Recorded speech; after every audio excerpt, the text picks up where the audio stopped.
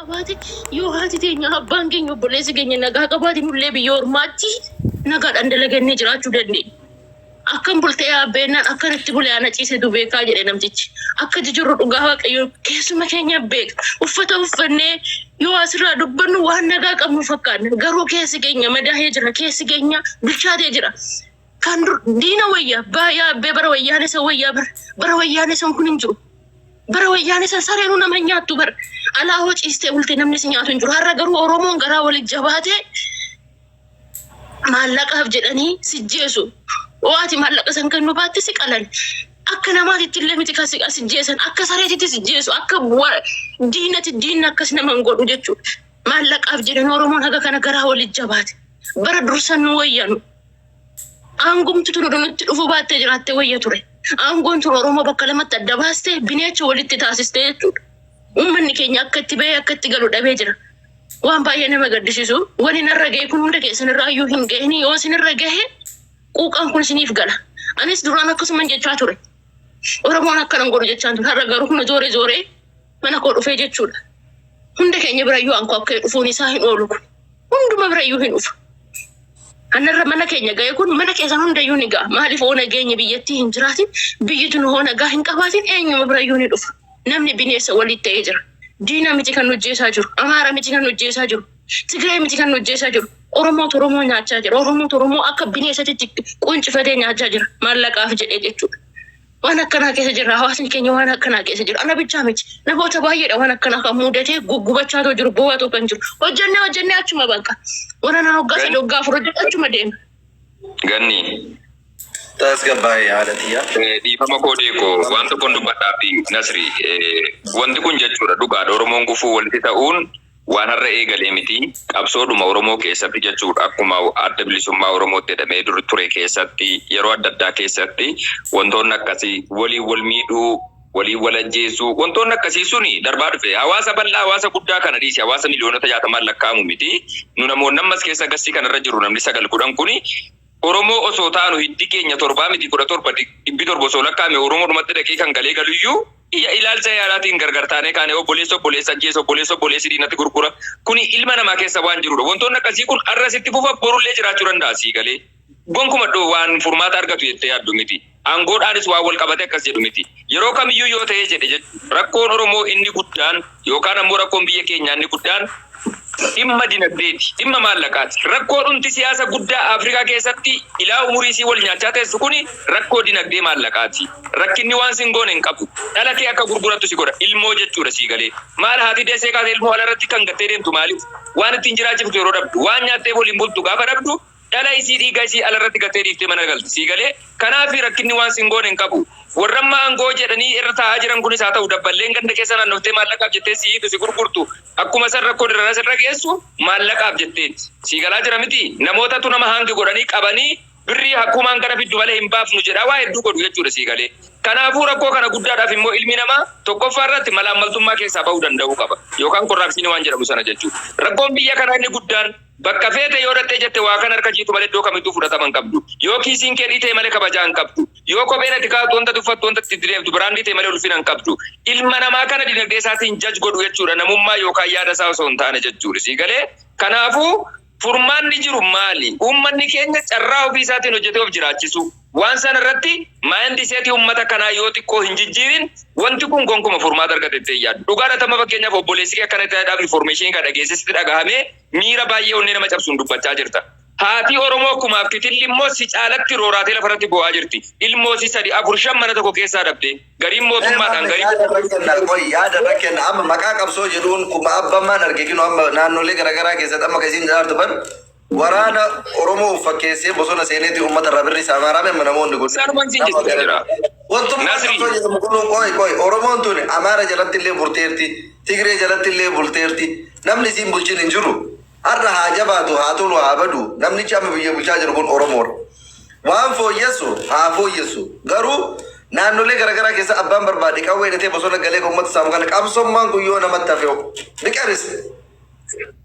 wanti nama ajaa'ibu hadda inni taa'ee namni kumni tokko as taa'ee dhaggeeffatu በጣም ያሳዝናል እኮ ማሜል ስለ ቤኔቢን አልጀዚራ ዱበቴራ ፑሺን እንጅሩ ጀደም አሳ sagalee jibbine bakka inni yeroo tokko nan dubbatame wallahi waa kennaa fi sinje ani garuu yaada nama jedhe kana irratti deebi'ee akka daadhee bistan barbaade sin hundu ajandaa marii akka kana gootan wantu okay takka jarana kenna barna takka dabareedha rakkoon oromoo keessa jiru maali beektaa rakkoon amma ganni boochise kun illee waan maammeen jedhu qabsaan tokko gaafa ol ka'u sabab biyyaaf osoo hin taane garaaf qabsaa'u agarsiisa argite amma qabsaan bulansi kun gize nuti yaada hawaasa ummata sassaabaa jiru dubbataa jirutti waa'ee giiftii dubbata hawuta lammaan maqaana nyaate sorry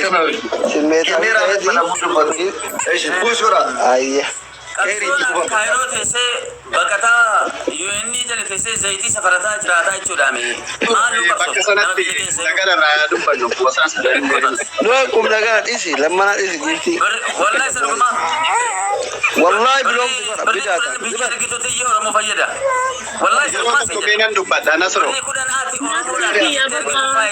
okay yaada kenna da miyutu gori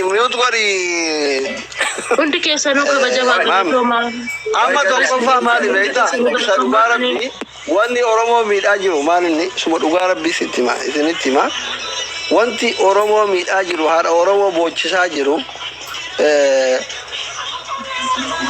maa inni beektaa dogoggora qabsoo oromooti jedhee yaadaan akka wallaalaa oromoo tokkotti ila maalinni garee wayii gizee wal ijaaraa ka'u garee fedheeyyuu haa ta'u sigalee oromoo bilisoomsinaa jedha fakkeenyaaf mee amma ati akkuma wallaalaa tokkotti yoo ilaaltu oromiyaa bilisoomsina gizee jedheetiin gurratti xiqqaa guddaan profeesarii doktorri si himu kuna oromiyaa tana gizee kophaa baasa jettu Itoophiyaan hin jirtu sabaaf sablammii baay'ee kana garri kaan hin jiru sigalee ciqiciqii kana hundaa dhiisanii kayoo aangotti dhufan akkuma abiyyi kana kaanis ka aangotti deeme booksiin dha'uun ija balleessuun hin oolle maaliif gareen oromoof qabsaa'u kun asiin kaaban kibbaan bahan jechuu dhiisee walii galeetum tigreenuu mari'ata ila jira kenna marroon faanti yeroo darbe tigree wajjiin walii galaniitiniin walloon keessa bayanii siidaa dhaaban alaabaa dhaaban seenaa tarattaratii miti waan hundi kenna beeynu walii galame dubbi himaan wayyaanatii fi dubbi himaan abaa'oo waliin dubbanne jedhee harkanii guyyaa nutti himaa ture okay abiyyii fi wayyaanen waggaa 27 waliin oromoo xalagaa turanii deebi'anii dantaa dhuunfaa isaaniis irratti wal lolanii ergasii deebi'anii ufumaa araaraman everything jarri kun wal beekaa jechuudha. Ujooleen Oromoo tun ta orma jala hudduu raaftu yoo ufii waliin mari'atte amma osoo namni dhugaa Oromoof qabsaa'u jiraate ani nama Oromoof jedheetiniin beela'u dheebotu qawwee fudhatee bosona gale respect godhaan yoo fedhan deemanii haadhatii yaa walaa buusisanii Oromoof jedhee gabbaa'e firaasha bareedaa ciisaan jiru algaa bareeda ciisaan jiru qabbana keessa ciisaan jiru yeroo amuka yeroo ofitti bana yeroo qabbana ofitti jira bishaan qabbana firiiji keessa fudhatee jiru hin kabajaan hin jaaladhaan hamtuu isaanii fedhu si galee rabbi haa milkeessuun garuu waan si dhibu yoo gadi si yoo dhaabbattee laattu jarri kun wayyaane nuu mari'ata Oro Amaaraa jedhee Amaaraa nuu mari'ata ilmaan abbaa tokkooti Oromiyaaf Oromoof qabsoofna jedhanii maaltu waliin mari'achuu jara dhoogaa gisee jettee laaltu akka waan dantaa wayii keessa jirtu akka waan anas si caala anas si beeka Oromoon gadidu wanni Oromoon daa jiru anas si beeka qabsaa'ota ammarroota turanillee biyya keenya irratti nutu murteeffata hiree Oromoo nutu murteessadha namni nun ajajuudha ormi nun beekudha ammallee warri jiru akkasuma hayyee erga akkas ta'anii gareen kunniin osoo walii galee namoonnummaan hangi muraasni tokko osoo ijoollee Oromoo even waan biraa miti yoo dandame namni 15 yoo dadhabame osoo Marroo fi Jawaarii fi Abiyyiin kun walii galani Oromoon takkan bootu beeyta dhugaan jiru kana namni kanan dubbatu kawaabee kullee kanan dubbatu kun Marroo koo jedha kun Jawaar koo jedha كون أبيي كوجر شيطان أكنا كما بمتك أجر فكنا مرة أشكا باجر حوادث أشكا باجر كيسة تور ميديا فيرا مجتشو كما أوفي دعارو كم أكرب بيت دعارو سلطان مون أورمون تجرو أورمو ميديا كنا راك على كنا جرو تجرو ما إني هوغان تودا يا دايساني دعارو سلطان ربي جاني سجدو في الجيران أنا قادر إذا أبا فرنسا سجدو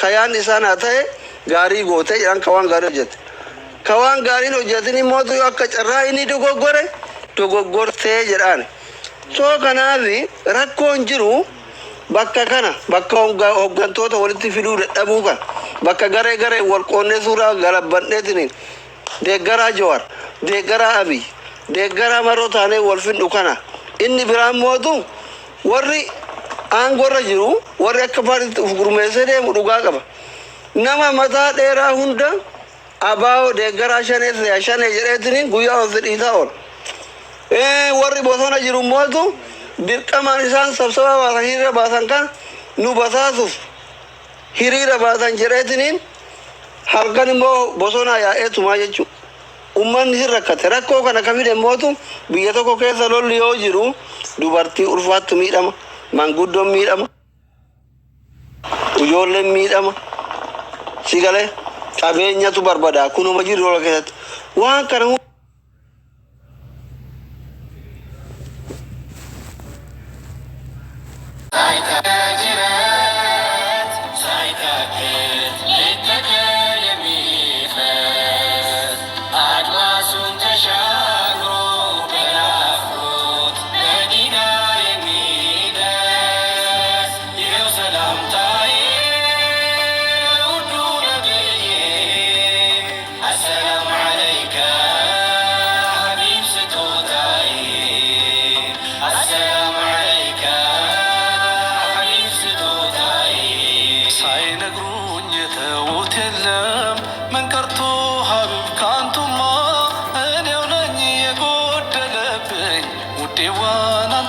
ሳልሰማ መንገዱን ገር አድርጎልኝ ያሳየኝ ሁሉን አስፍቶ ማሰጠኝ ሰይድ ያላንቱ ወንድምን መውደድ አብዝቶ ስሜቴን ቅድሚያ ሰጥቼ አድሬ ፍጹም ላሳቤ ስንቱን ከአፋፍ ላይ ገፋሁት ሰፊውን መንገድ አጥብቤ ማወቄ መስሉኝ ማሸነፍ ስፎክር ቆጨኝ መኖሬ ከካዕባ የሚልከውን ወንድሜን ቀድሞን ሰብሬ መንገድህ ባያሳምነኝ ባየሁት በኔ ዒልማክም ጀርባህን